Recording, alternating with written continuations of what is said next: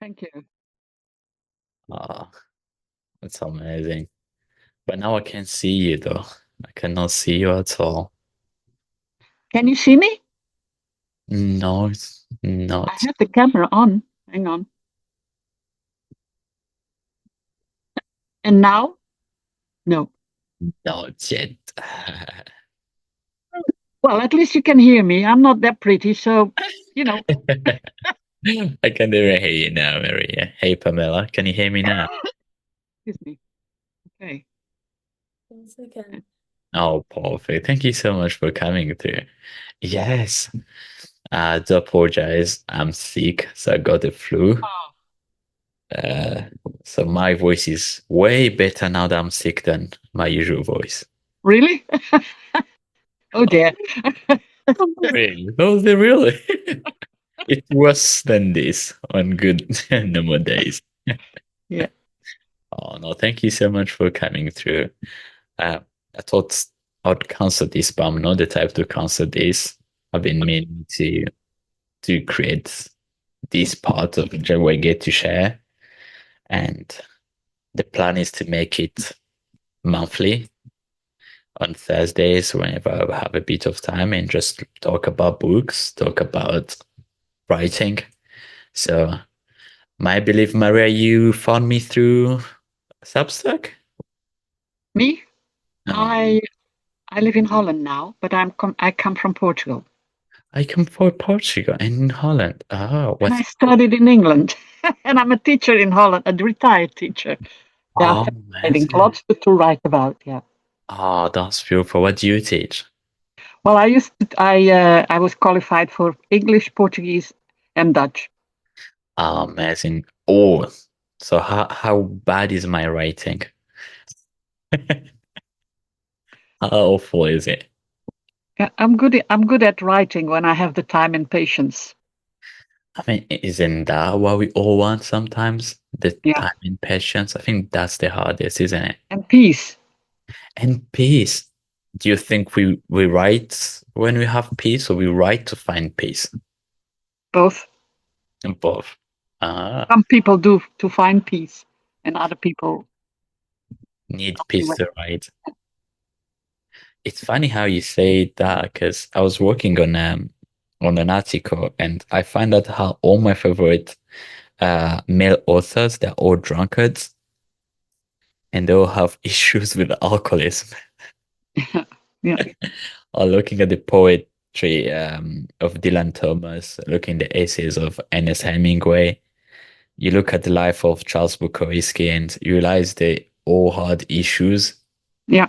and were writing through it. And the thesis for the article was, were they better writers because they were alcoholic? Or Well, no pain, no glory. If you don't suffer, mm, usually you don't need to write. You're just happy and all that.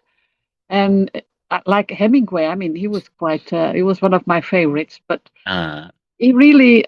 I mean, he killed himself, so you know that he was not all right.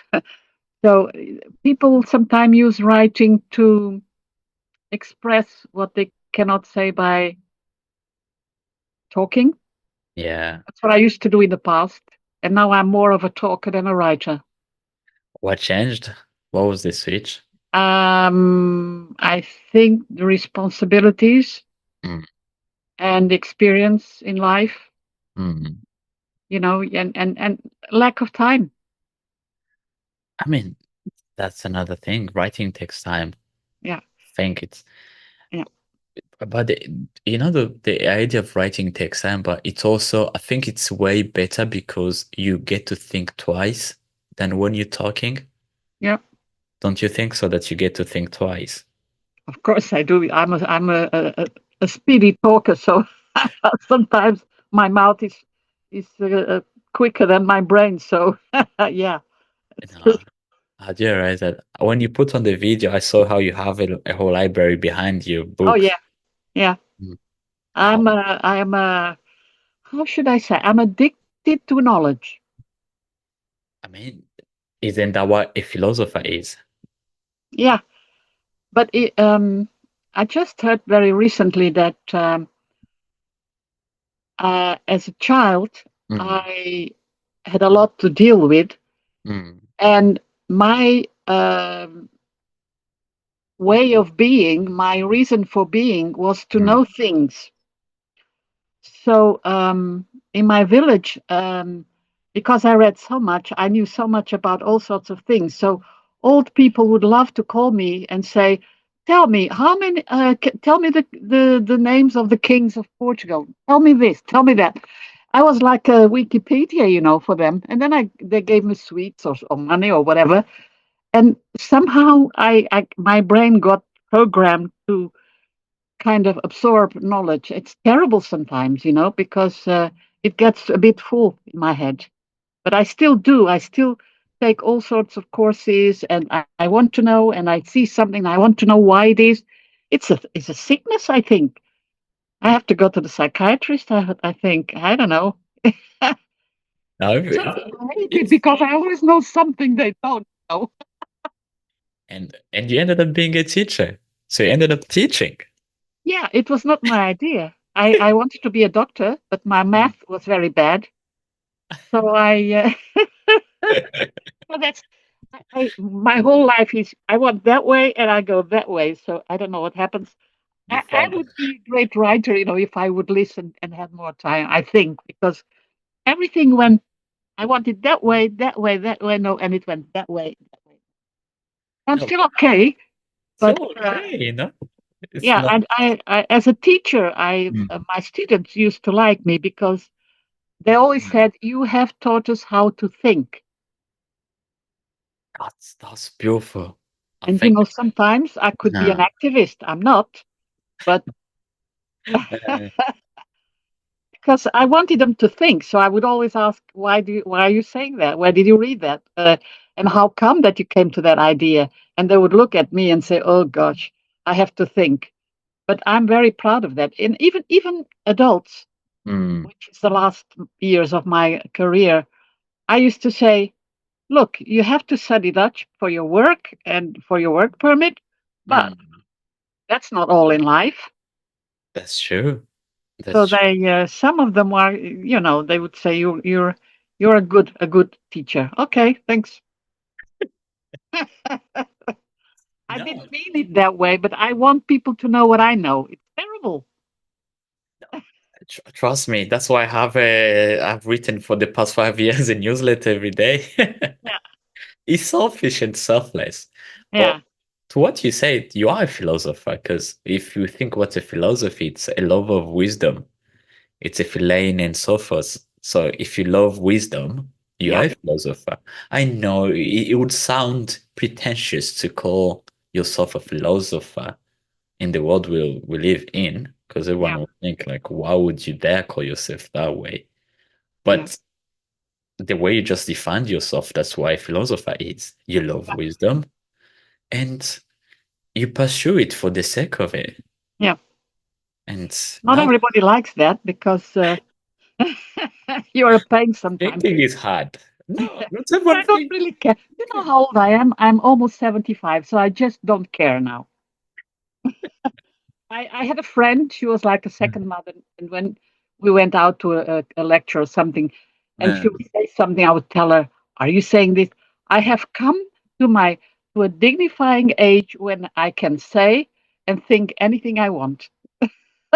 And I think I'm doing the same. Oh boy. No, no, no, I'm I not love hearing that. Pamela. I'd like to hear Pamela. Pamela, how you doing? No, but we do love that, Maria.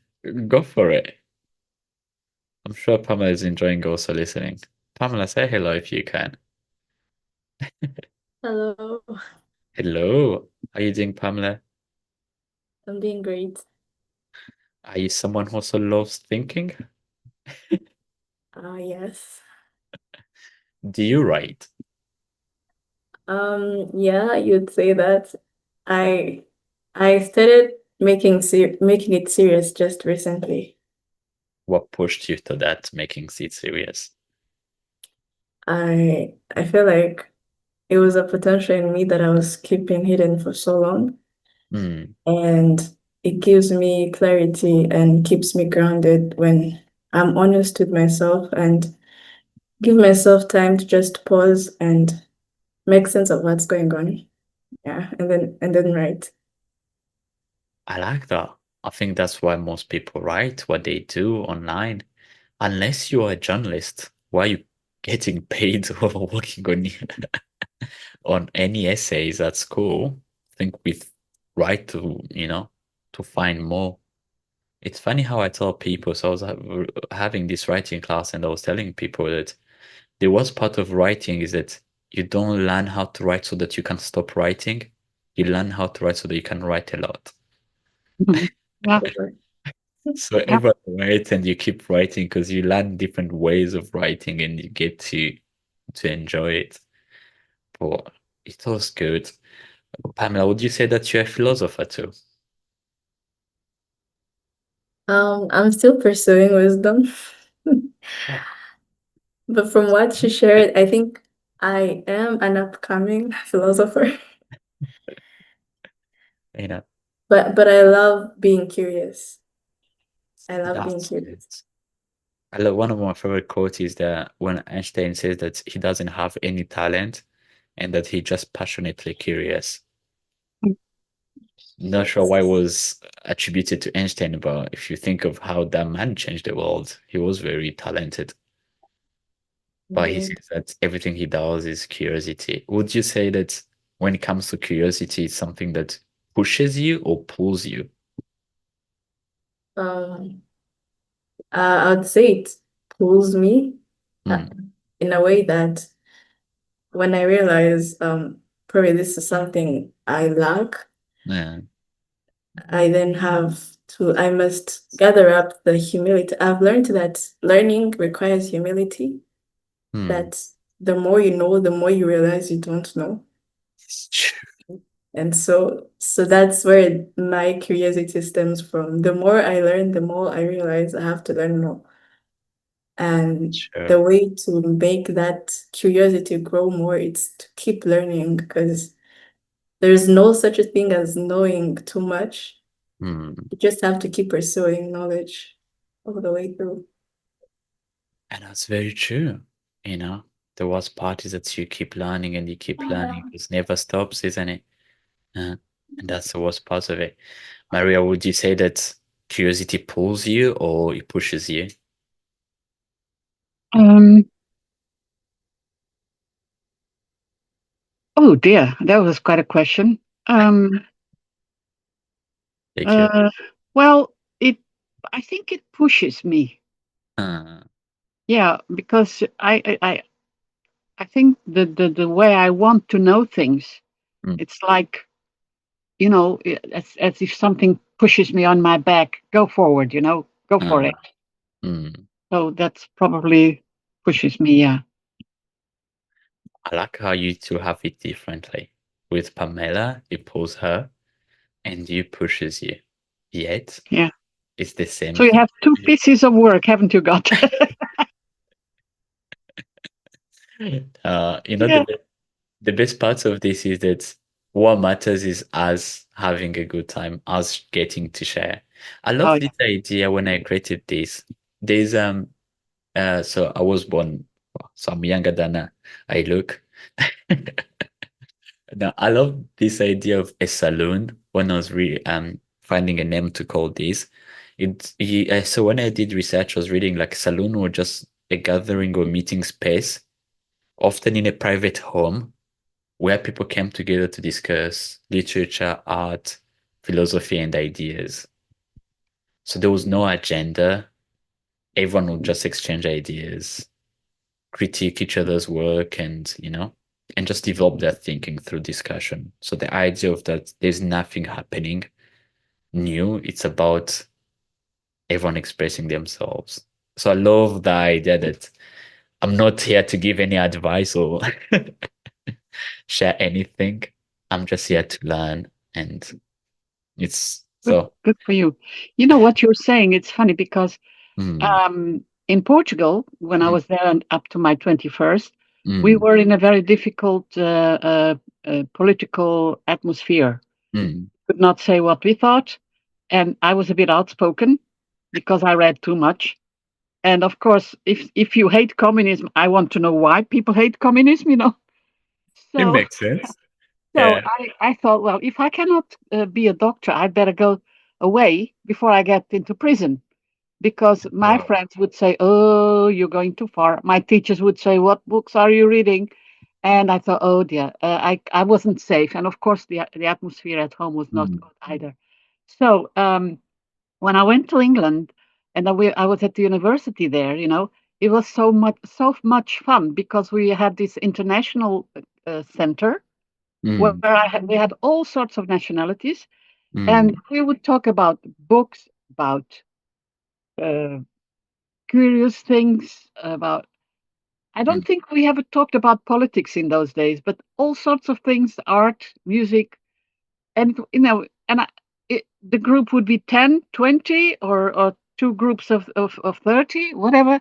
It was all very, and I do miss. When I came to Holland, because of the language, I couldn't do that, and then I went to Mm. work and everything, and I miss that, and I still do, and I always think, why don't I do here? But somehow my heart um, here in the Netherlands is not. People are different. Oh. The depth and warmth Mm, and tolerance, mm. although they are very outspoken and uh, but the way of saying things is it's too harsh for me. You know, Yeah. whilst in England we could understand if a Pakistani or a German was Mhm. talking, we Yeah. would see that in a context. If he said any word that we think, oh dear, but we Uh, knew that we were international. We interpret English in a different way. But yeah. here it's, although my Dutch is good, I teach it, so I studied Uh, here as well. It does not. It's like a competition, and I hate that. I like to be able to say things, not mm. having to say sorry if I come a little bit too Yeah, of outspoken. course. Yeah. And that's what I don't feel. I miss that. Yeah. And that's the whole point of an intellectual exchange. You shouldn't Yeah. be having to apologize for the ideas you're having in that moment. Yeah. And I'm telling you, do you know the Internations organization? No, I don't know. Oh, you should know. Oh, you should look for it. Uh, Uh, it's a it's like, that's why I'm used to Zoom. uh, They gave all sorts of lectures mm, about everything, and mm. you just internations. You look for it, I'm going to search for it definitely. Yeah. and people talk about there is once a month meaningful conversations. This afternoon I had one about the art of patience, Oh, that's and the other interesting. one was healing the inner child. They're not always great, Uh, but I mean uh, everything is like that. yeah, If always well, you never know what's good. Yeah. exactly. Yeah. But if you have a chance to exchange, and it's Uh, people from all over the world who live uh, outside their country, most of them. And mm, since I have that, I feel a lot happier. And I am outspoken there as well. I mean, yeah. I'm polite, but I just can't help it. If I know something, I just say it, and it's okay as long as you're all right. You're not hurtful or Mm, disrespectful. So if you have a chance, maybe mm. you can on internations. Who knows? I'll Where are you now? I'm now in Manchester in the Ah, UK. do you know where I studied? In Oh, Sheffield. in Sheffield. Oh, that's like an hour away. It's I quite know, long. I know. I once worked in Manchester for 2 or 3 days at the airport because Uh, they needed a speaker to say, "Attention, please. Your flight number is." you see? You Yeah, see, being outspoken pays. yeah. You get to be an announcer in the You know, airport. if I ever lose my voice, they can just hang me because I won't be able to leave. That's the thing. So Hey. if you want this advice, it's Mm, really nice mm, intonations. If you yeah, can't find it, you can always mail me, and I'll try to find out how you can get there. And it's free. yeah. Have a higher than you pay, but I don't do that. It's all for Mm, free. uh, And you have psychologists, you have spiritual people. There is yeah, coaches and um, all sorts of people. Really, it's for Oh, me. It's I don't know if Pamela knows about it. The advice goes for her as well if she wants to, mm, and you learn so much, and you meet people. That's very nice. uh, no, that would be amazing. Pamela, do you know about it? It's my first time Oh, hear about it. no, that's a good one, definitely. Because I love the idea of sharing without restriction, without any form of barrier, the idea that no one is judging you. And I think now is so sad because we're afraid of sharing our thoughts online Yeah, because you'll be cancelled, people will hurt you for that. And possibly for you, Maria, it's different when you reach 75 and you are like you don't care. yeah, I think for younger people it's more it's it hard hurts. because you have to think of a career, you have to think of the future, Yeah, and you don't want to jeopardize the future because of your thoughts and what you're thinking. So I think one of the things we do lose is a critics, this mindset of criticizing things, yeah, criticizing thoughts. yeah, If you have yeah, seen how most people they're afraid of criticizing thoughts because they know they'll get in trouble.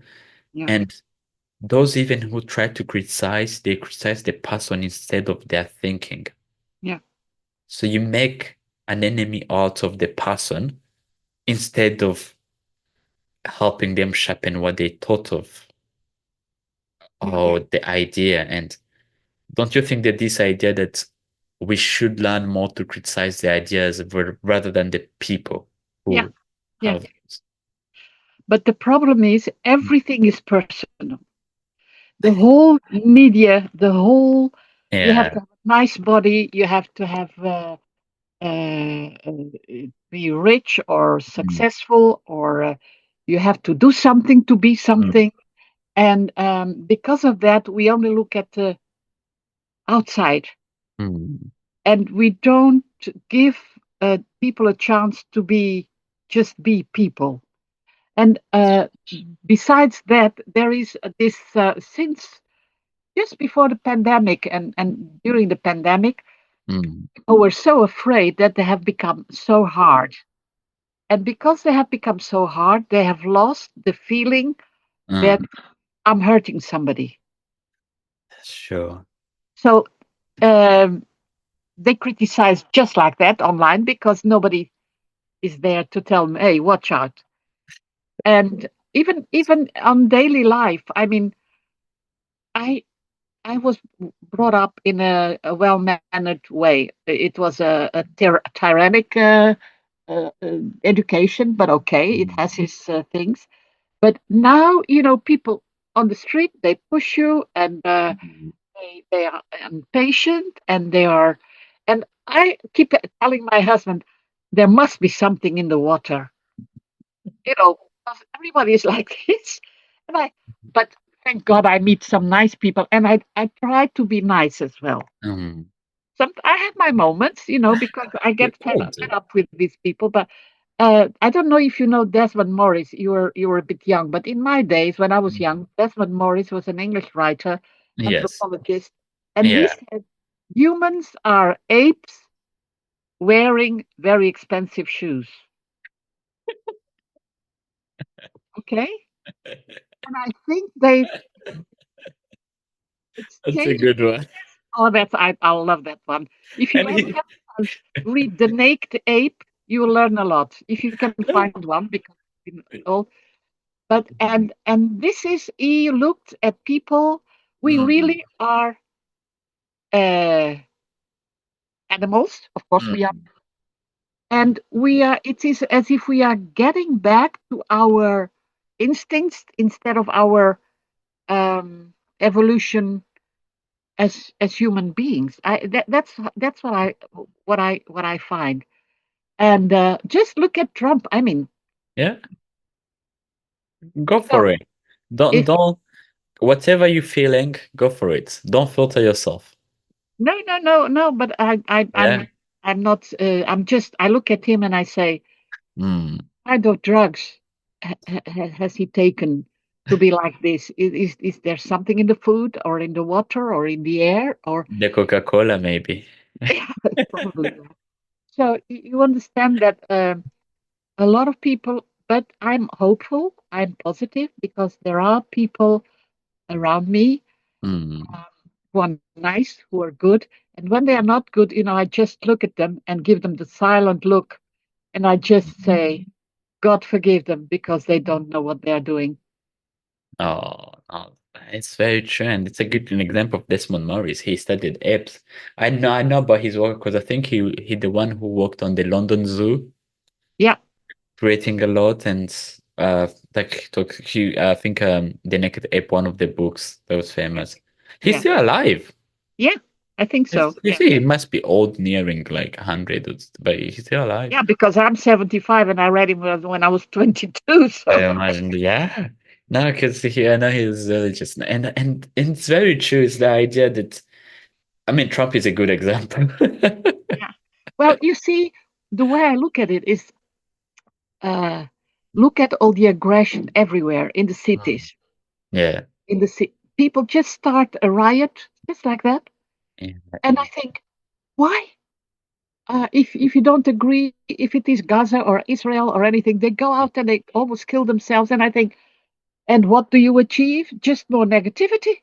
It is. It It is. is. Whatever side you are on, okay, Mm. you can discuss it, but you don't have to kill each other. That's true. Yeah, I mean, if you're a lion, that's a different thing, but you are a human being. So I Yeah. also I read a book. If you are interested in the Mhm. politics, I'm not talking about Trump, but if you read that book, Mhm. I agree with him. Timothy Snyder on tyranny. On tyranny. I've Yeah, never read that book, but I'm adding on my list. On tyranny, Timothy. yeah, Timothy Snyder, Um, Snyder. He was oh, here in Holland. I saw an interview, and of course, I bought the book. uh, He says that, I mean, the evolution of man and mm, politics and the mm, countries, you see, mm, it has been going very fast. mhm. I think our brain cannot cope with all the changes. That's So true. when you're afraid, when you're in conflict, you go Uh, back to your animal roots. that's true. And I think if we see this and just think, I am not joining them. If Mm. more people do that, then there is hope. But the problem is that the people who say I'm not joining them, it's hard because there's a power of masses. Yeah, It's the power of the way media is. So if you look on X, on Twitter, yeah. there's this idea that everyone wants to join a mob. But that's It's, the reason why we are in trouble. Because yeah, we all believe what. Look at the influencers, what they yeah, have been saying. In yeah, Holland, they are going to try to have some control on them. mm, The influencers. I mean, that's one group of people who just for the money will say anything. yeah, And there is also the media. mm, Look at Romania. They almost yeah, had a pro-Russian president because of the media. yeah, And and people are not in. They don't have a critical mind. They accept everything they see. As a child, I used to be. I mean, I used to be slapped when I would say, "But I'm going to tell you a story. You're going to laugh." My go for mother, it. my mother was quite popular in the village because she was a Mm, good person and everything. And one day I was doing my homework in the kitchen, and a friend of hers came in, and she said, "Oh, Mariette, can you give me an address of somebody who can make an abortion for my daughter?" And I was sitting, and I thought, "Oh, okay." And my mother said, "Why?" Well, she's pregnant by the boss, and the boss, of course, doesn't want that, and she needs an abortion. And do you know what I did? I uh-huh. looked at her and I said, she should have never been with that boss doing something like that. And I was about think I was 14. My mother almost killed me about sex. What do you know about that? But because I already spoke English, Mm. those days there was a book. It's an old book, but it's still famous. It was called Everything You Always Wanted to Know About Sex, but Never Dared to Ask. If you That's find a that good title. yeah, That's a good title. because I had family in the United States, Uh, asked them, can you send me that book? So I uh, read the book and I thought, oh, is that how it works? only 14. Yeah, yeah. But, I wanted to know why people would get pregnant. I would say, well, I mean, uh, in those days, you have to be married. Mm. What happened? So when I read the book and I thought, okay, there again. And Uh, my mother, she slapped me. She said, what do you know about it? And of course, then I thought, I shall never talk about this. But you see, that's how I was. that's a beautiful curiosity. I was about to say there's a movie with the same title. Yeah. I never Wood, saw the movie. I thought, Woody I read Allen. enough about the book. I mean, I was in trouble already just because of the book. So leave it to that. Oh, no, no, but you see, and there is a name. I love this idea. There's a name for that. It's the autodidact. So Yeah. the Yeah. autodidacts, like people who just teach themselves things Yeah. That's what I did. because, and Yes. if you look at you have wonder all the best people we tend to love, the great artists, they were not just good in one thing. No, no. You find someone who's a philosopher, a biologist, a painter, Yeah. a teacher. Someone was so good at different type of things, and you Yeah. wonder how. And that's me, that's the problem, Uh, I have a daughter, no, sister-in-law. She hates uh, me because if you ask me something, I somehow I have an answer, not all the time, but and she hates that. I know. She calls me a know-all, and I think to myself, well, is this bad? Is this good or bad? But I like to know things. I like to be able to help people. And I Mm, used to have a neighbor, a mm. great person, and she would say, if you don't know it, just ask Louisa. you know, Who needs ChatGPT? yeah. And Reason was there before. I just, it's the way I'm sorry, I'm only talking about myself. I miss Pamela. She has to say something as well. Otherwise, No, go for it, Louisa. Pamela, do you have a question for Louisa? That'll be. I make people laugh, and that makes me happy. Ask Pamela if she has a question for Louisa. You see, that's another easy part. Uh, Pamela, would you say, what do you think of the way you just said? Because I love the way Louisa just talked how she she grew up to be the adult that she was as a child, curious, questioning things. And I think it's beautiful, Louisa, that life, although you grew up, you lived, it didn't change that curiosity that you had. Yeah. There's that inner child. When you talk about the inner child, I think I love the contrast between you at 14, 15, and you at 75. It's so the curious, outspoken, you know. Do you Plus, know? you have more ideas and more books now. Yeah. Well, my body says Mm. you are 75. And my mind says, what? It must be a mistake. It is, and my mind is still um, young. I don't know why. I hate negativity. Um, 3 years ago, I was taking medication for my heart because I have something that I can drop dead in 2 minutes. So Oh, the doctor sorry gave for me, that. that's the story of my life. Don't worry. And and he gave me medication. And Mm. because he said, you're gonna die if you don't take it. And I said, I'm gonna die if I take it anyway. But I had to take it. Okay. Mm. So I was starting to be depressed. I was so depressed. I had no zest of life. Mm. And I have been since then looking for a solution because my mother, she was also a heart patient. She Mm. was always cranky, after a certain age. And I thought she hated me, but it was the medication. So I Yeah. thought, now I'm going to do something about it. So after 4 doctors, I Mm. finally found one who is experimenting. And you wouldn't believe it, but the last week is the first week of my life in 3 years' time that I feel that I'm Louisa again and not negative. That's beautiful. After Yeah, 3 years. very happy. I wanted to share this with you. I'm sorry, I'm on stage now. So, Go for it. That's yeah. beautiful. So I have the doctor. He said, I'm Yeah. very, very sensitive to medication. You have to take it, but Mm. let's see the timing of taking. And I think it's working because I feel good. So I That's, hope I'm not fooling myself, but I feel myself again. I So think watch that's me. that's beautiful. I mean, that's isn't that the whole point of medication and the whole point of so you can feel yourself Yeah. again. I No, would like to that's hear about Pamela, please. Pamela, you're being called on. Luis, I want you at the stage. That's very kind. That's all right. I think you got enough of me. No, actually, I'm loving this. I'm loving listening to Louisa speak. Mm. Okay. No, amazing. Do you have a question for Louisa?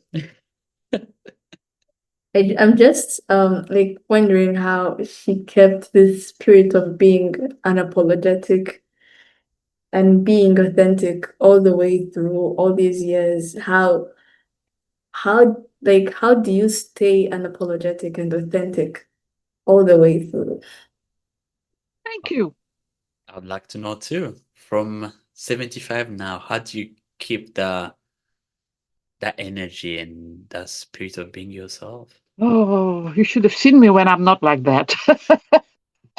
I have a friend and she tells me, Louisa, with you, it's the button is either on or off. There's no in between. You're an old fashioned electrical appliance. On, off, no pulse. Just, yeah. And it's true. It's Mm. true. I have, how should I say it? I spent my first 9 years Mm. in hospital, on and off. Oh. I was born with the fault, and I think because when I went home, I started school when I was 9, and I Mm. had to wear braces, so that was not very nice. And Oh. yet, I was not discriminated or anything, Mm. and until one day, and then I have a child is not brought up by just the parents, but by a Mm. village. That's And true. my village was very. I still have my little house there. My Mm. village was.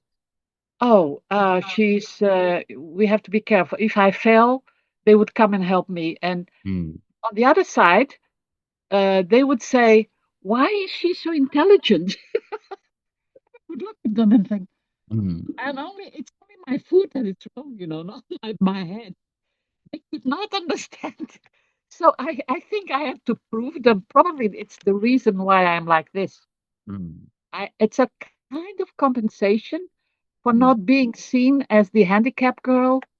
Um, and I would sing for them. I don't know, I would tell them stories because I read a lot. I knew a lot of stories. Mind you, my grandmother and my auntie, where I Mm. used to spend some time when I was really sick, I would go out to the countryside and they were storytellers.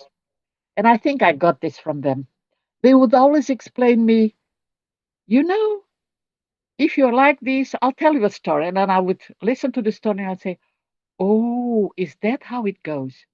And I, this is not born with me. This was thanks Mm. to some role models that I had in my life and good people. So it's not all my effort.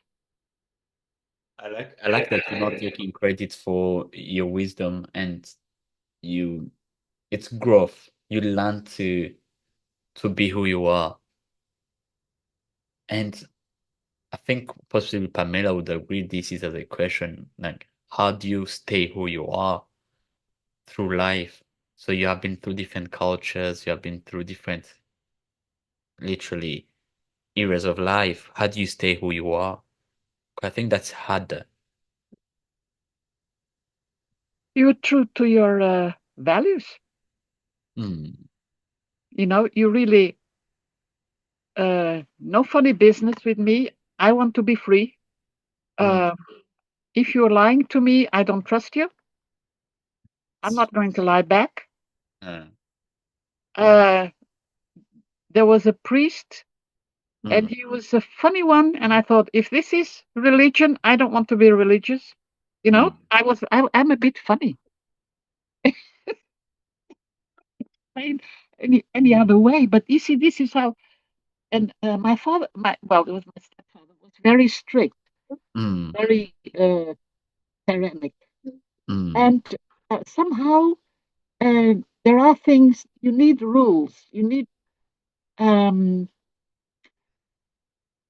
and the important thing is because I couldn't walk and run as properly as the other kids. Whenever mm. there was a birthday party or something like that, you know what I would do? The kids would Right. go and play, and I would go and sit down with the grandparents. And to get to enjoy the stories and get to hear from them. Yeah, and they would tell me stories, and I thought, oh, these are interesting people, you know. It's beautiful. So Uh, that's you have a book already, haven't you? Yeah, yeah. and you go through things in life that shape you, that teach you patience, Mm, tolerance, um, and also if you go with the flow, it's okay for the Buddhists, but mm. not with metta or this. I'm on Facebook just, because I have family members abroad and it's Yeah. nice. I never talk about what I do and what I don't do. I don't give an opinion. I just talk to them. Mhm. And I think it's very difficult to be yourself when you are shaped by other people. But then how do we stop being shaped by other people? Is there a way to avoid that? Of course, there is, because you read books and you think, hey, I don't want Yeah. this. Yeah. But, oh, that's nice. I'm going to try to do that, see how it works. And you And hear people, like the girl that was pregnant. I said, "There's no funny business with me. not, not, not if I can help it, you know." So uh, it's a bit harsh, of course it is, but I would never go to places on my own that I knew could be mm, dangerous, mm. because I learned all this by books and by people and by stories. And I think I always tell people the beauty of books is that it shortcuts when it comes to people. There's Yeah, this idea that you're not going to live life for and have all the experiences. But when you live life through books, you get to learn from other people's lives, and those are the shortcuts that you need. yeah, And most people they tell you that life is short, but when you have read so many books, you realize how life is long yeah, because you actually have different experiences, you actually have different ideas, and yeah. that's important. And I wanted to pick your brain on certain books that you have read that have changed your point of view. Of course, now I do have a few books that you told me, so on tyranny. Oh, there are many books, and my brain is old, so I don't remember. But I do remember. Mm, Um, it's so funny because uh, autobiographies. hmm. I I love used to read biographies. autobiographies. I remember reading the autobiography of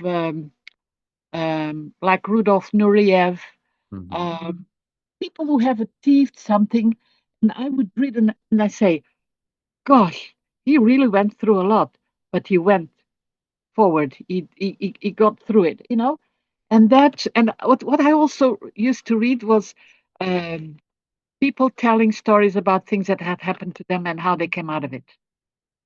Ah, And in those days, there was the Reader's Digest. It's funny, but honest to God. And they ah, always had these quizzes and mm, then things that happened, ah, and of course, jokes and everything. And I used to devour those things because it gave me a variety of things to learn. And I like whenever that. I read a book about somebody on a boat who, he almost drowned, and he could save himself. I thought, gosh, I didn't know that could be. If that happens to me, I know what to do. Exactly. No, that's very beautiful. I hope you don't have to go through what happened to Rudolph. Well, I've been through a lot of stuff, and Uh, to be honest with me, mm, some friends of mine say, "How do you know that?" And I think, "How do I know that? I read it someplace. I'm sure." Something happens, and I have this thing in my brain. Oh, you do this, do that, do that. mm, Uh, I've been through earthquakes, floods, fire, and I'm still here. that's beautiful. Not in a way but I mean, you were scared to death. Yeah. But I think, some people went through this and they pulled through. So, and like when it was water flood, the floods in my house and around my house, and the next day, more than 100 people were drowned in Lisbon, around Lisbon, and Mm. and I woke up and I told my mother, the fridge is swimming. I don't think this is good. So, and I have this alertness as well. It's terrible. And then when it was all well done, this man, the owner of the house, came and whatever, Mm. and just said, "Anybody wants coffee?" I thought, "Oh, I think that way." Somehow I must have read that people, after they've been wet through wet feet and working hard to get things arranged, they need something hot, hot. So I gave them coffee, and afterwards I went to bed and I thought, I never drink coffee. I don't sleep if I drink coffee. Why on earth did I think about this? But it just comes out. So my mind seems to like to know these things, to use them in a near future. I think, I don't know. Oh, it's beautiful, and that's how thoughts are. Because I love this idea that so I studied law and psychology, and the very first chapters you learn when you go in a psychology class is that they teach about neuroplasticity. So, which means that your brain expands to contain whatever things you give it. Oh, is that it? That's why my head is big. Sorry. Oh no. That was fun. That was fun. And the love the idea that the neuroplasticity that's the brain is ready to expand as long as we feed it. Yeah. And therefore, us not feeding the brain also means doesn't expand at all Yeah. because it doesn't Yeah. have any new information. Yes. And it's very important. Oh, we did have Mina who just joined us. Hello, Mina. Oh, there's somebody new. Yeah, someone. Hello, Mina. Can you hear us? If you could unmute yourself and just say a quick hello. And Hi, yes, I can hear you. hey, Mina, Hello. how you doing? I'm really well, thank you. I wasn't sure of the timings. I didn't know if I was on time or an hour late. But you see, there's different ways to look at it. You still have 1 hour to go. That's wonderful. That's, that's beautiful. Where are you based, Mina? I'm based in Preston in Lancashire. Oh, that's quite close to me. Yeah. Okay, because I'm in Manchester, so I'm in Hull. Oh, are you? Yeah, we're quite close. How did Yeah. you know about the event? I knew about the event because are you on, is it Substack? Yes, Substack, yeah, it is. So one of my friends is on there, and through that I had a link to you, and I read your things that you write every day, which I love. Oh, it's amazing. Thank you I very much. absolutely love. And in fact, I was just saying to my son earlier this evening what I was doing, that I was going to be listening and taking part. And I said, you always say at the bottom, if you're ever there and if you want to thank me, take me for a coffee. And I said, that's what I intend to do. No better way than coffee. I also have a cup of coffee That always. sounds wonderful. No, it's amazing. I always wonder what can you ask people who give you their time? It's the Yes. most precious resource, someone giving their time, and every day they get to open. it's the perfect gift someone could give you. Yes. I joke that writing is selfish and selfless because it helps me more, but then you get to share with people, one It's of these beautiful. things. It is, and it's beautiful. And I love the idea that you write for nobody but yourself. And if it actually helps somebody else as well along the way, then that's really wonderful. It's crazy. Actually, I do have a question for all of you now. Is it one thing I've realized that I don't have any special experience that someone else hasn't lived. I think life is kind of cyclical in some ways that it becomes relatable because we all go through troubles. We all go have financial hardships. We lose people. We deal with our childhood. And don't you all think that life is just we go through the same things, we just have different perspectives about those things? What do you think? If I could start with Mina, then Maria and Pamela, possibly on that thought. Okay, so having different perspectives, yeah, I think that's how it is. I think everybody does, exactly as you say, have different hardships, have different things, and there are things that I almost think you listen to things when you're ready to listen to things. You can read something, and it doesn't mean anything, but when the time's right, it means something. In fact, I had a friend who said twice to me in this past week, "Thank you for something that I actually did months and months and months ago, but it didn't sink in at that time, but it does now." And I think it's really precious.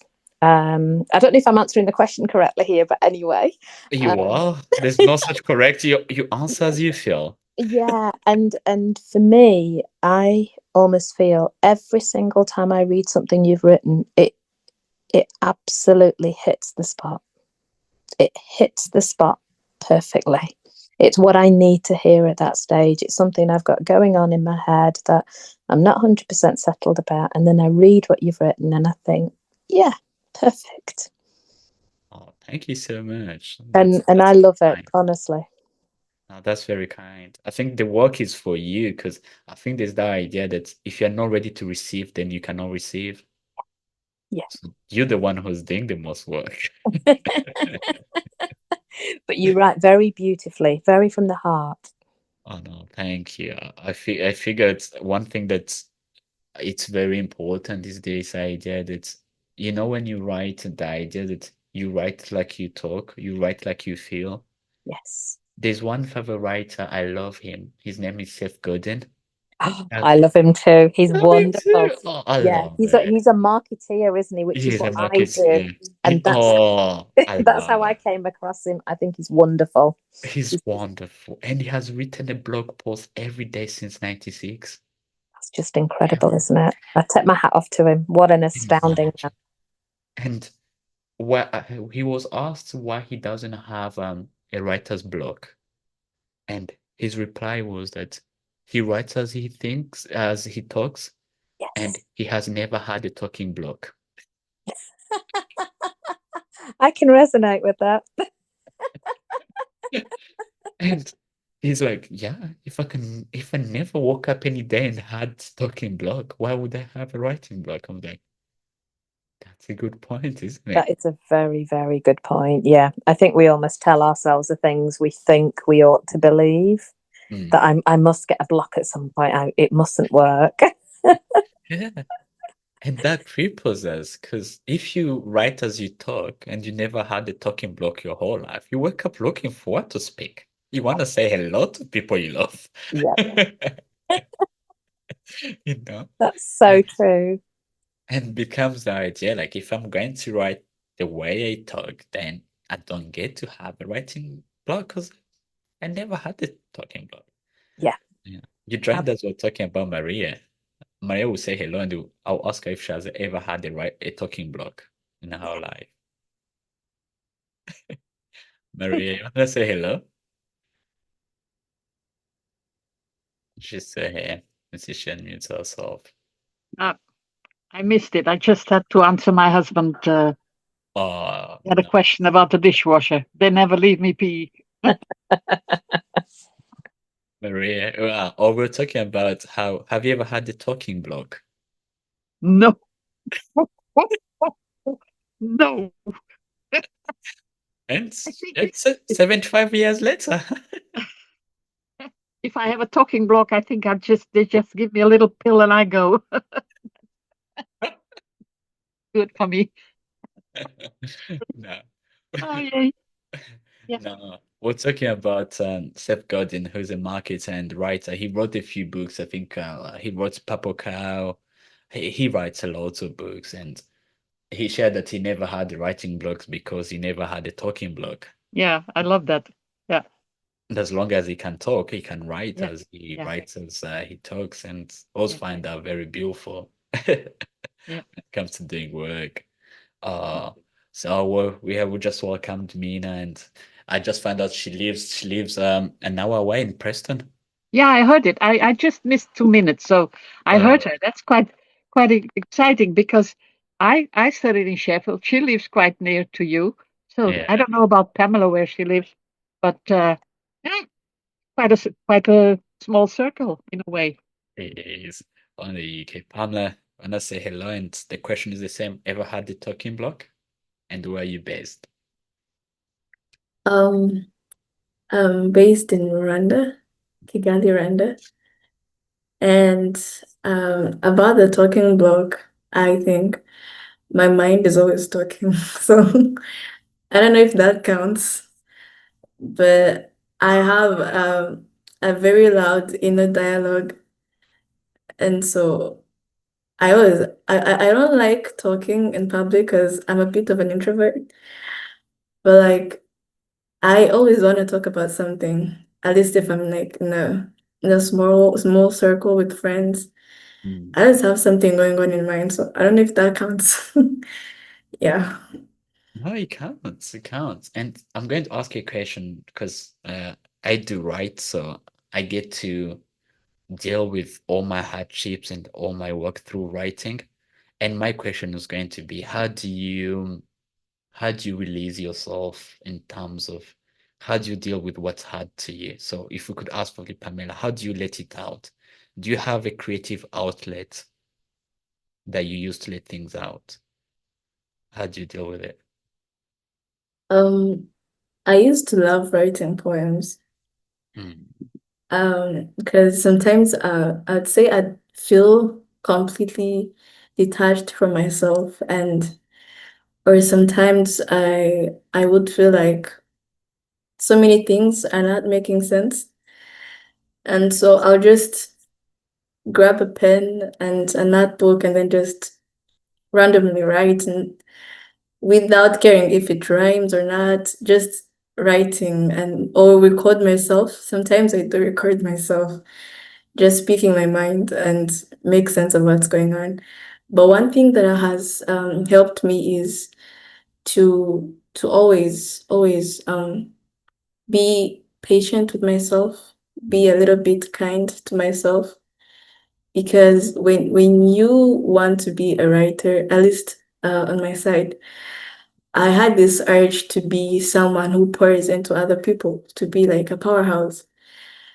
But we have to face it that sometimes we don't show up with the right energy. Sometimes we don't always have what to give Mm. as we want, but we have to give ourselves grace that even when I don't feel like I can say something wise at the moment, even when I feel like I can't make sense at the moment, I'm still growing in a way. And on the other side, it's where I will learn from this lacking or from this level of life where I feel like, well, I'm not giving enough. I'm still growing, I'm still learning, and yeah, it's like embracing those moments where you don't feel like you're giving your best, embracing that, and embracing that growth is not always colorful. So yeah, I don't know if I'm answering the question right, but yeah, when I feel like I'm having hardships, Mm. I pay attention to my like inner dialogue and then if I feel like I'm not figuring things out right away, Mm. then I give myself grace to just embrace the process of healing, the process of just coming to clarity. Yeah. I hope that answers your question. My questions are open as they can be. I'm not expecting a particular answer. And thank you for sharing what's within you. That's what's more important.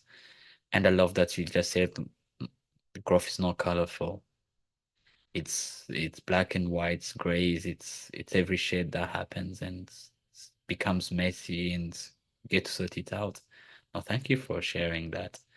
And let me ask Mina, so if you're into marketing, I guess you're a creative person, Mina. How do you deal with what is hard inside? How do you how do you release it when it becomes tough? What's your process, Mina? And thank you for the willingness to come on and be here.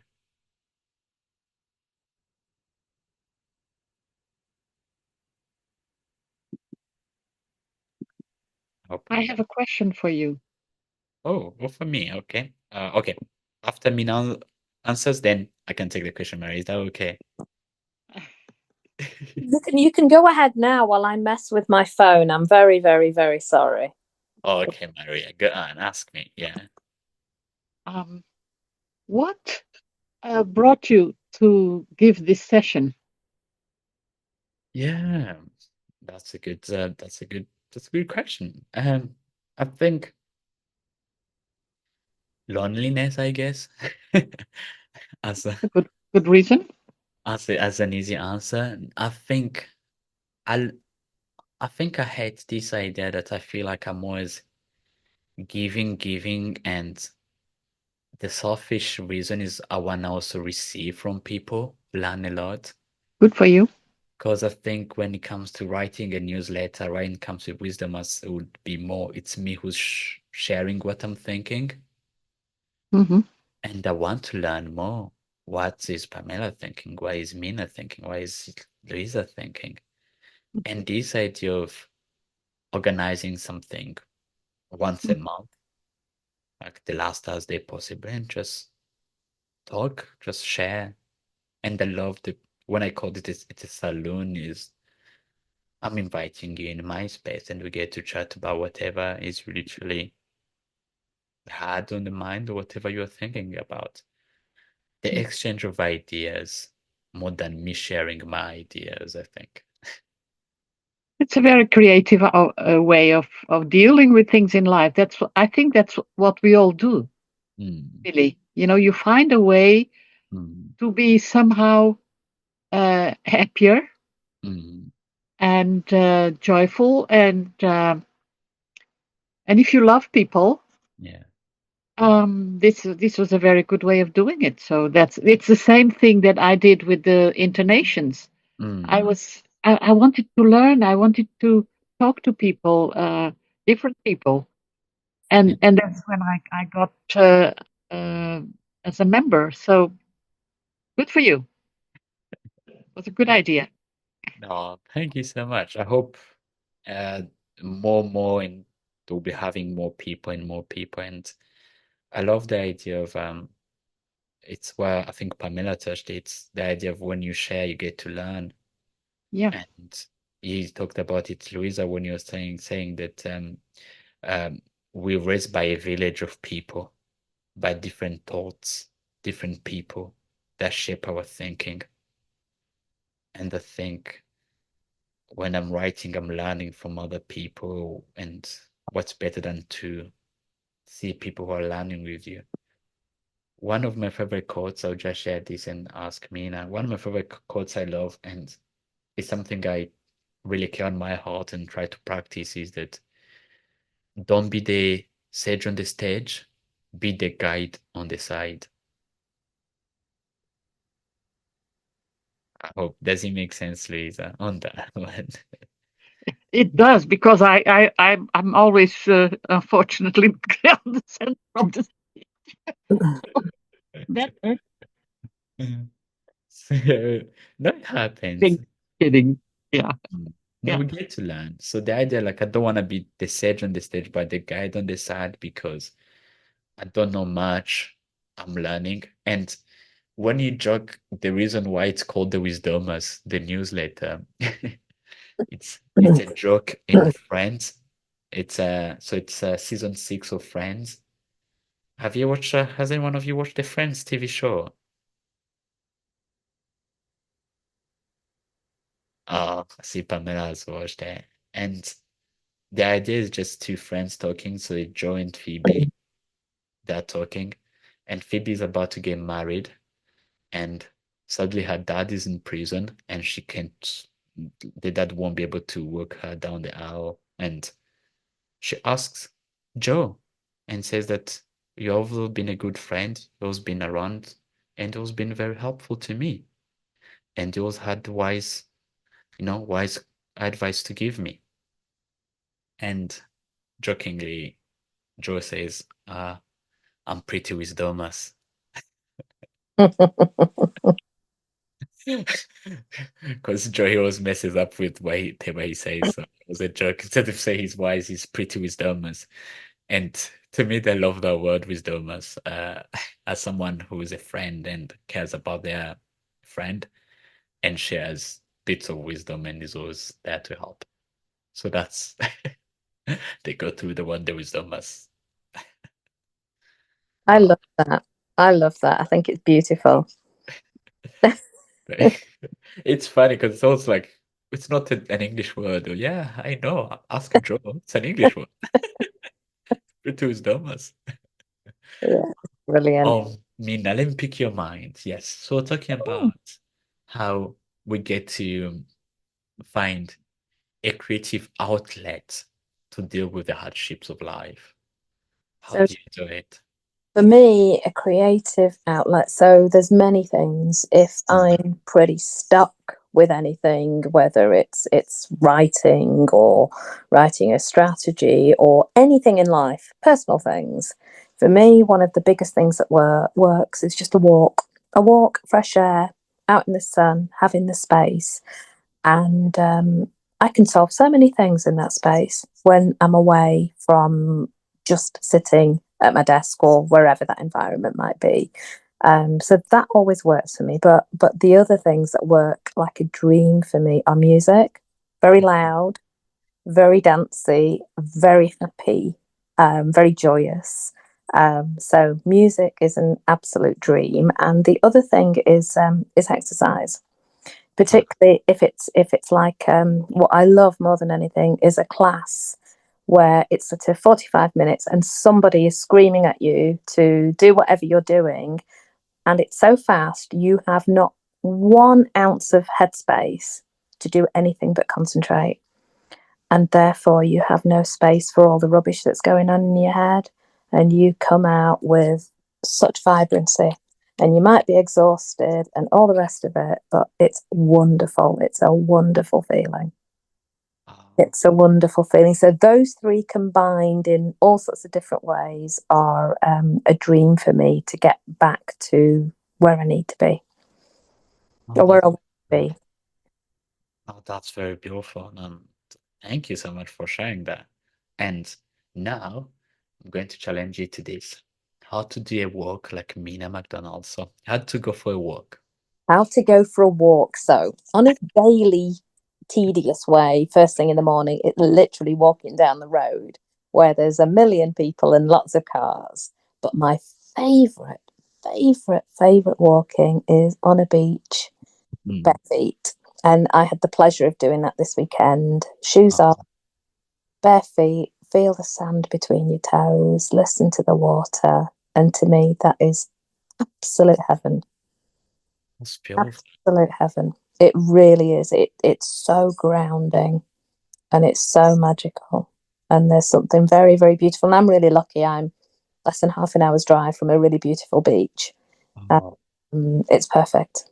Which beach is it? It's St Anne's Lytham, so it's not very far from me. It's half an hour's drive, And what I love to do when it's, it's been so gorgeous for the last 3 months, is not when it's all busy during the day with people, but at tea time, when I sort of think, early evening, sun's going to go down soon, and I'll just drive out there. Everybody's driving the opposite way to me. And I can go, and it's peaceful. There's a few people with a few dogs, but it's just wonderful.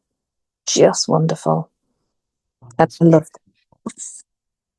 That's very beautiful. It's funny how you think all the best thinkers and most people who use the thinkers, the artists, they all have this love for working.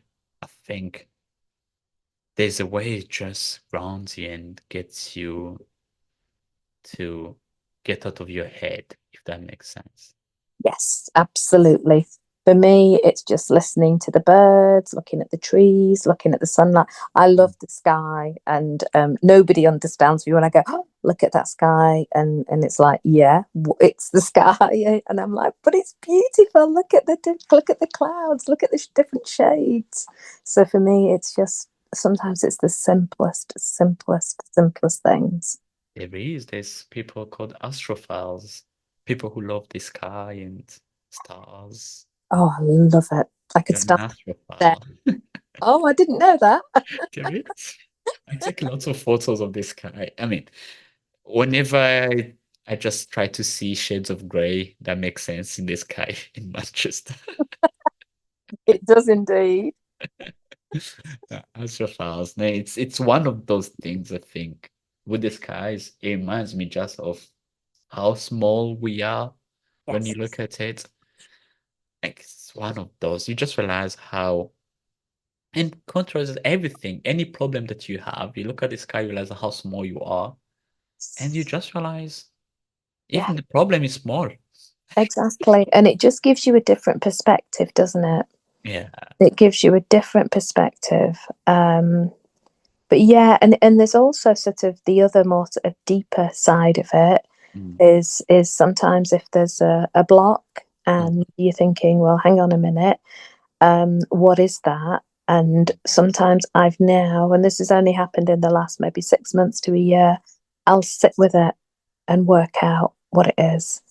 If it's something that's triggered something inside me, rather than my normal decades of doing of ignoring, I will now sit with it until I kind of reach kind of the root of what it is, which could be from childhood. Most of the time it is. And it's a really precious thing to do. It's very, very hard to do because it can sometimes be really emotional. But I find it really rewarding as well. Really rewarding. I love how you say that in most of the things it seems from childhood. Yeah. I love there's this joke I read that we spend our young years wanting to be adults only to be adults wanting to understand our younger selves. Yeah. Yeah. Absolutely. And we do. And there's so many things that are so insignificant in so many ways, but have such an impact because you're so young and so vulnerable. And it's really beautiful to go back and see and work it all out. So it's quite a journey in a funny sort of way because it takes quite a long time to work out where the root of it is. But when you reach it, it's really nice, and you really understand why you behave the way you do, or you act the way you do, or you respond to things the way you do. I love that. And I think it's weird how, as adults, we just realize how unfinished as people we are. Yeah. You think that with all the life behind you, you have found some finishing line of understanding the self. But Yes. it's so hard because cannot. I like that. Because we have Louisa, because Louisa just shared like she's 75. And there's so much life behind that Louisa has lived, possibly. And I want to pick her brain, Louisa. If you could possibly, and I know you possibly get this a lot, and it feels weird because it feels like it's a podcast where I'm asking you what you have learned. But I love this idea of that having those key lessons that so far you have learned. I know there's a lot, but Louise, if there's any wisdom to spare in terms of lessons curated so far? Key ones and cool ones that you want to share, Maria?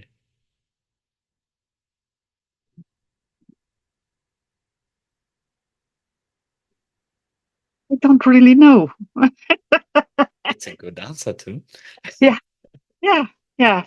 Uh, I probably didn't completely understand because I was still processing the words of Mina, wise words too. So um, you would like, let me see if I understood. You would like to have 3 keywords?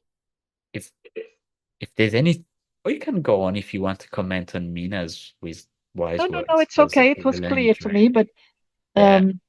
your question was I probably didn't understand it. Say it again, please. Yes. If there's any key lessons, let's say top 3. Okay. Wisdom is like something, those huge revelations or pieces of wisdom that you'd want to share. Oh, I have a whole book on wisdom things, but I know. I would have asked for the whole book. but the one thing that it's probably not lessons, but advice Yes. is listen to those who know and forgive those who don't. I love that. Please share Because, more. yeah, because sometimes I have those moments that I say, oh God, forgive them because they don't know what they're doing. Because it hurts or it irritates. But we still have to forgive them because that's their stage of life. That's their evolution. We all walk our own path, and we don't have um, to be before or behind, or we just have to go through our own road. Look on the left, look on the right, and if there is somebody next to you to tell you a story, it's always wise to listen because if there is a reason why they are telling you their story, there is a reason. That's the second. There is always a reason for things to happen. You know, I mean, why the hell did I go through an earthquake and fire and flood? Why? I mean, this is quite unusual for one person, isn't it? But there must be a reason. Believe in that because otherwise I'll go crazy. So I think that there is a reason for everything. And the third would be compassionate to yourself. Do not underestimate yourself. Do not, uh, there is no one better or worse than you. You are not better than the others or worse than the others. We all have our own things. I mean, if you are in a garden and all the roses are red, I mean, it's infuriating, isn't it? It is. So, if you have all sorts of flowers and trees and colors, that's how life is. So that's how people are on this earth. I love And that. I think that's yeah, that's how I look at things in life in a way. Not always. I have my moments. Come on, I'm not perfect. Okay. I have those moments that I think, oh hell. I used to, when I was in Sheffield, I was very good at saying bloody hellfire. Might know that in Manchester, but you know that's how it goes. We have to be patient, compassionate, and go inside ourselves and forgive ourselves as well for the things that we do that do not always come out right. That was very purifying. Thank you so much. I You're think welcome. the way the imagery of this, even if it's a beautiful garden, but if it's all roses are red, then there's Yeah, something missing. Although it's yeah, beautiful, but all roses are red. There's a need yeah, of different colors, yellow ones, white ones, so that's beautiful. yeah, Oh, yeah. that's very beautiful. Thank you so much. I'm going to I do about asking questions and possibly open if anyone wants to ask also. Or ask a friend. Ivan, Yes, please. I have to interrupt you. Go I for hope to see you again, but my dog is barking like hell, so he needs to go out. I was expecting him to wait until 9 o'clock, but that's not. He's not doing it. Life does not go as I wanted. He's the boss. He deserves that. At this moment, he is. So please forgive me if I can turn on again. I'll do it, but I'll have to go now. Is it okay? Thank you so much, Louisa. No, thank you so much for being with us. And It's thank really I you, do appreciate Pamela, Mina, and you. it. And I hope to see you again. Okay? Of course, See you. definitely. Thank you. Thank you. Uh, Pamela, and then I'll ask you the same question. If you had to spare 3 bits of wisdom that you have learned so far, what would those 3 be?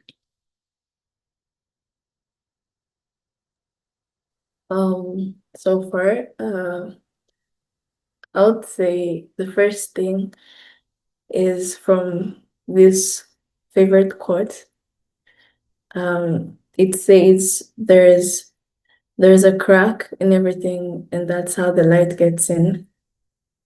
And I learned from that quote that, you know, the shortcomings, the flaws, they're all areas to receive light, to learn, to grow from. And so whenever I spot something that I don't like about myself, then I realize that's a learning opportunity. That's where I should grow. That's where, that's an area of growth. And the second thing I'd say is overindulgence is a thief of destinies.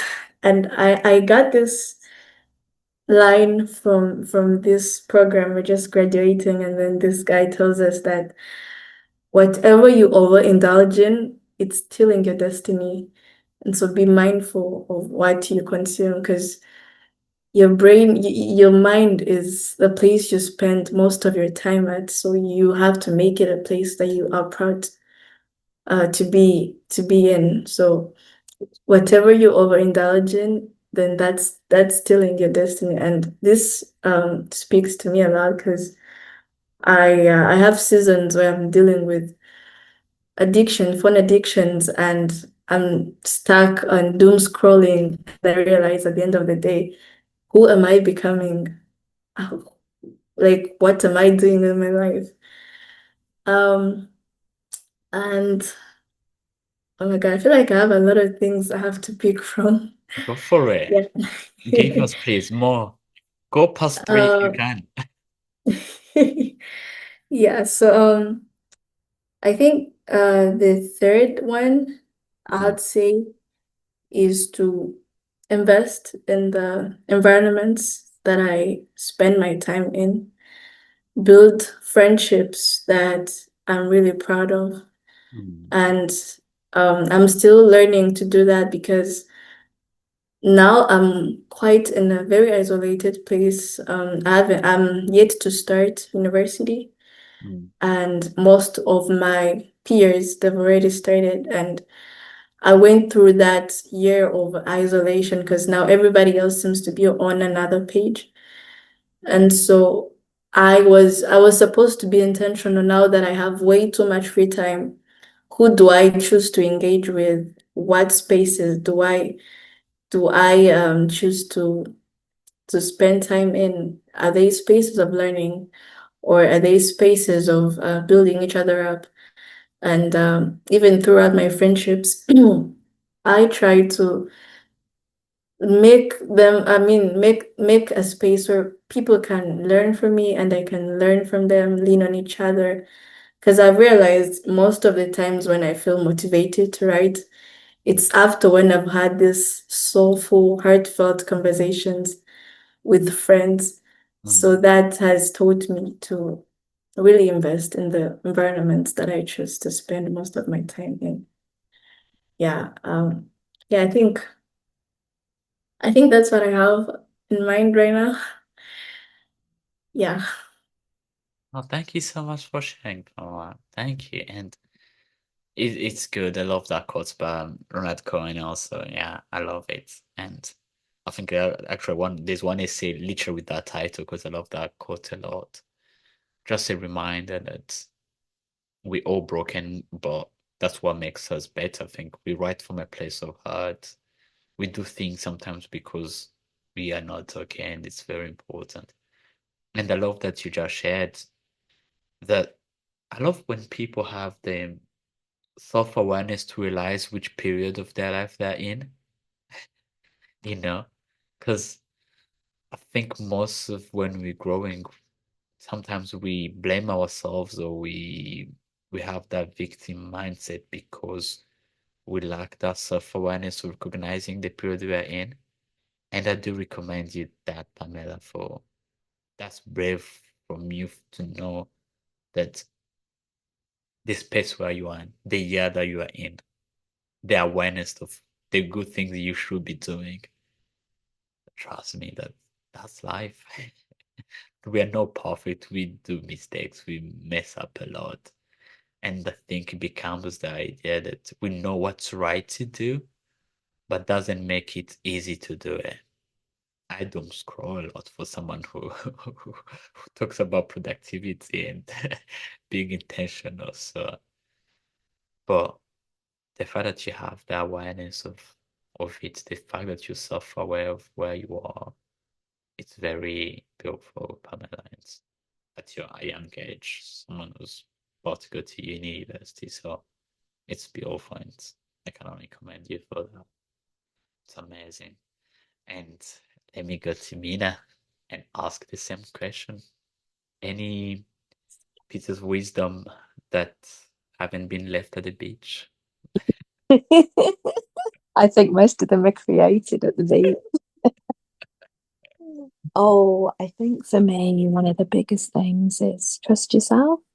Uh-huh. Trust yourself. And I think on a personal level, I've never been very good at that. I've always looked at outside endorsements, outside validation, trying to live up to other people's expectations rather than trusting myself, knowing what's right for me.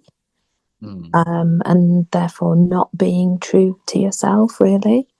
So it's kind of knowing your own truth, knowing who you are, knowing where you want to be, knowing what feels right for you, not what you think might feel right for you to please everybody else.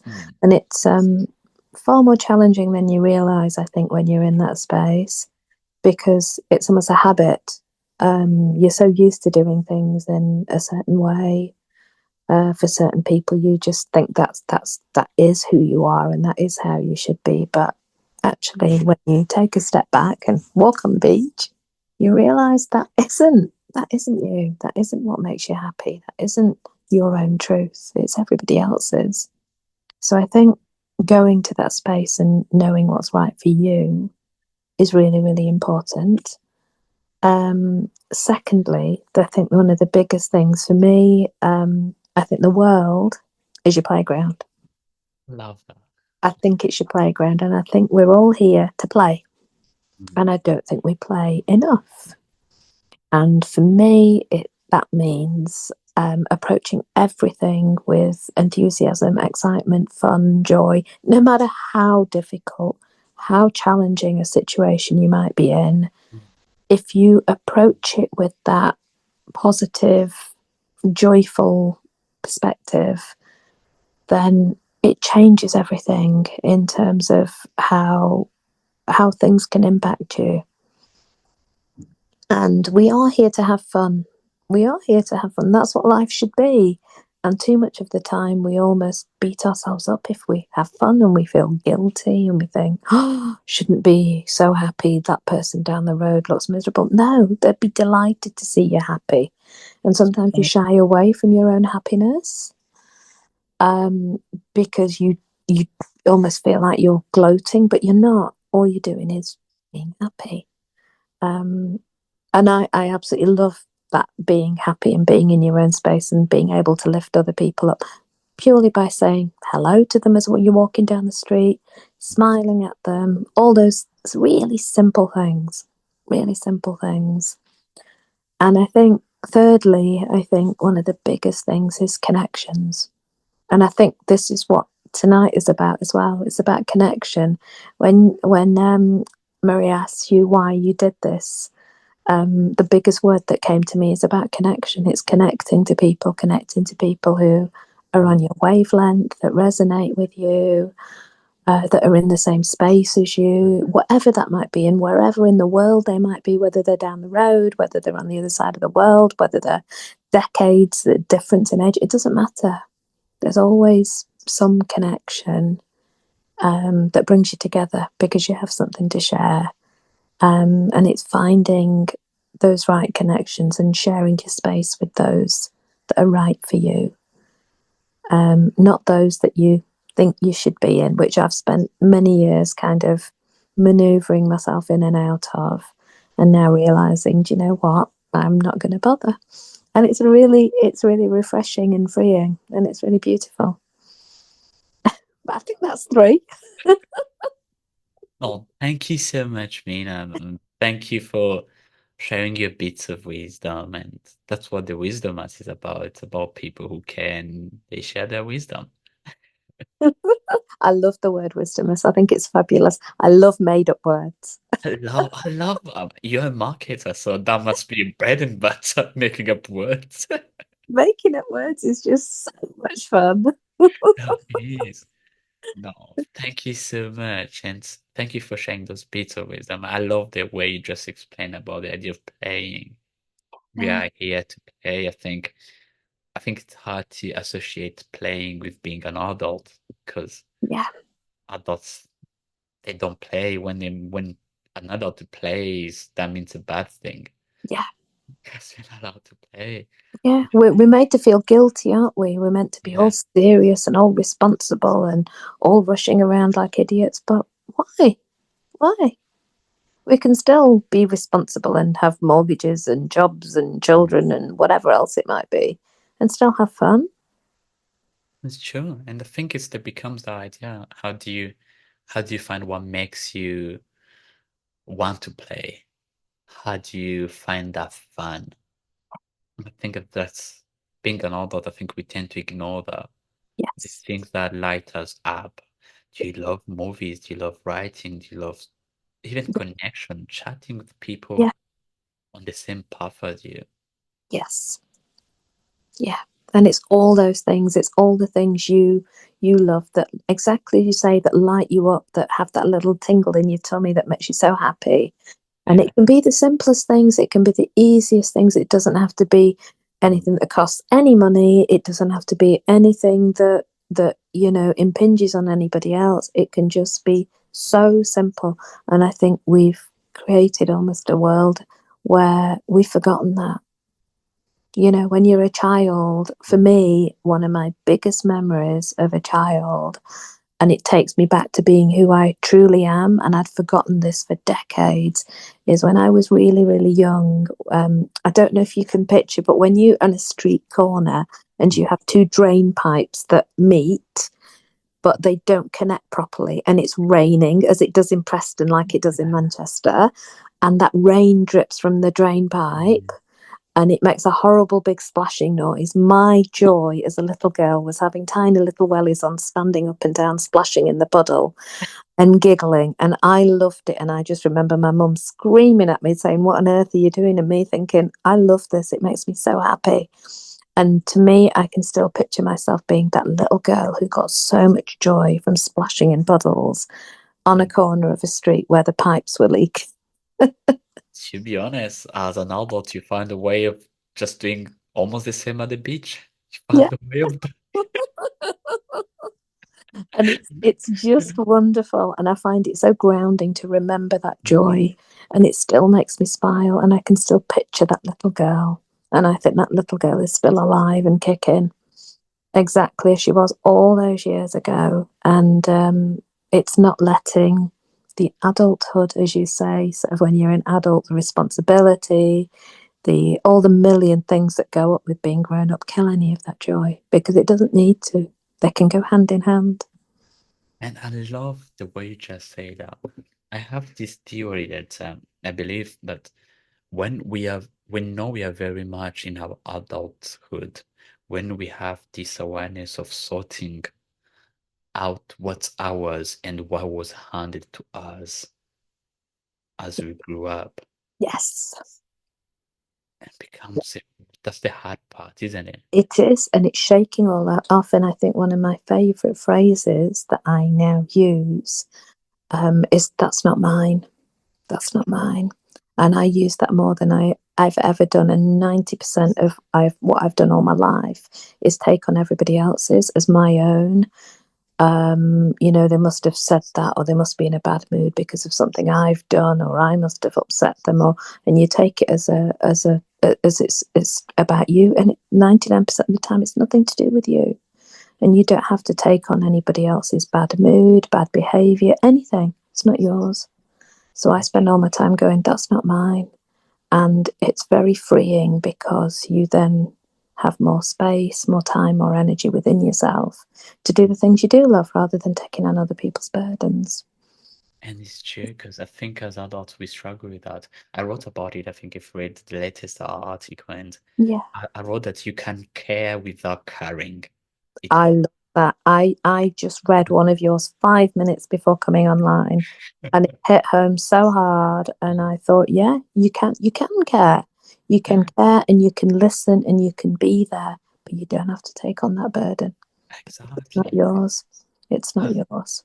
It is because I think being adults and I was thinking of it, how I found myself in life being someone else's container, absorbing their chaos, their grief, their Yeah, guilt, and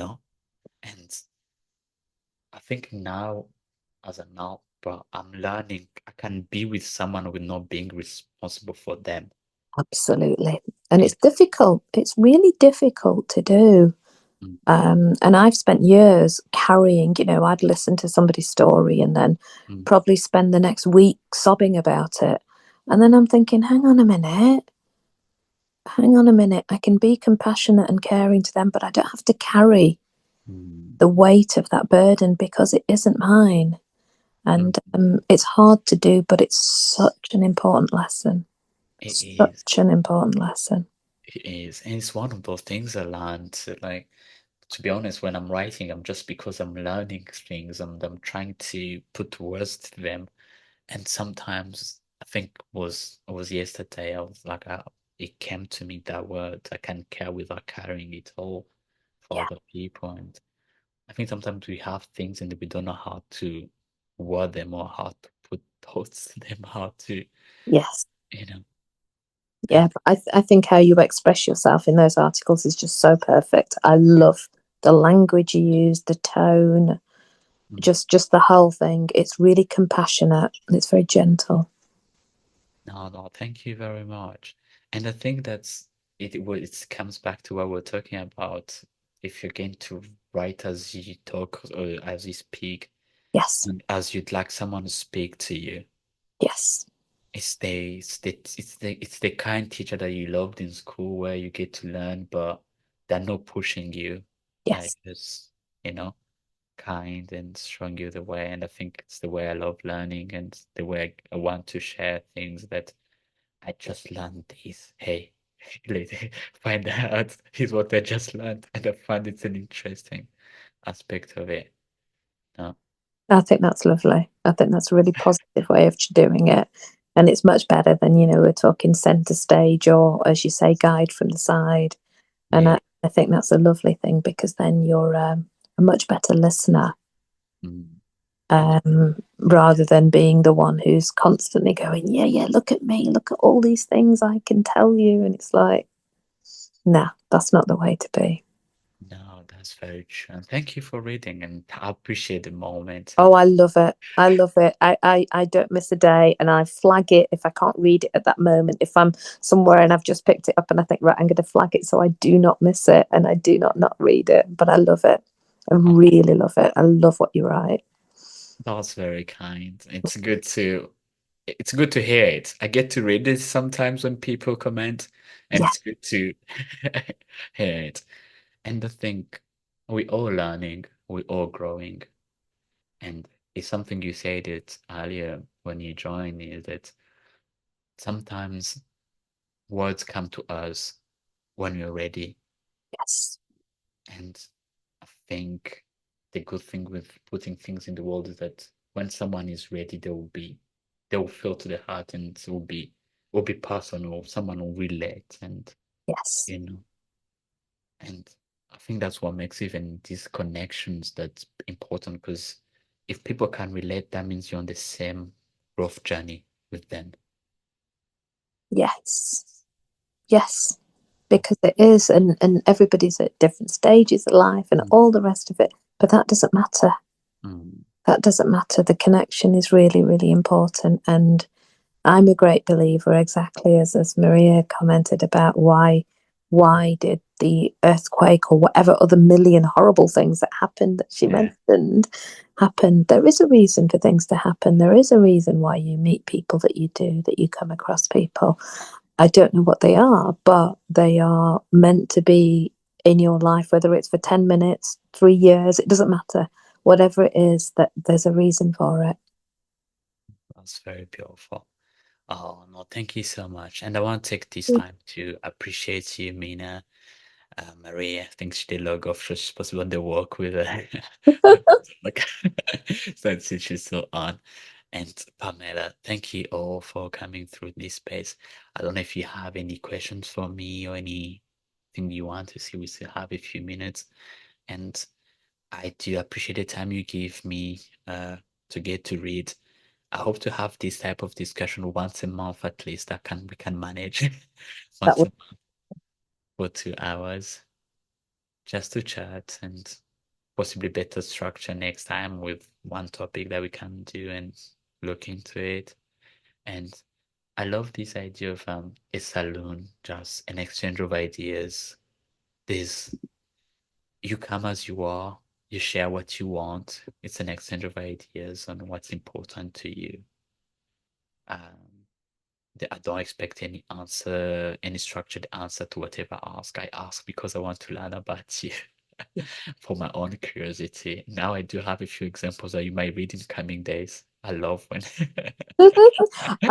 I think when you say you make it more structured, I love the fact it's so laid back. I had absolutely no expectations of what it would be like, but for me, the flow, just being yourself, being allowed to be yourself, so giving people the space to just be them without any expectation, without you thinking you're going to be wrong like you were at school or given the wrong answer.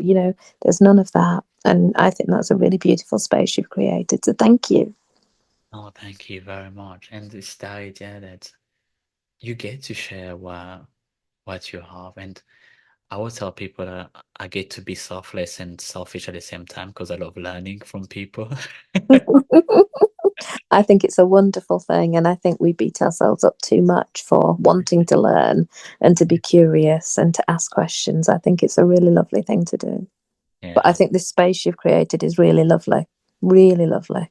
I think it's a really beautiful thing to do with a little chat. And I just think it's really good. And I think Pamela thinks the same from the comment she's made as well, I hope. Oh.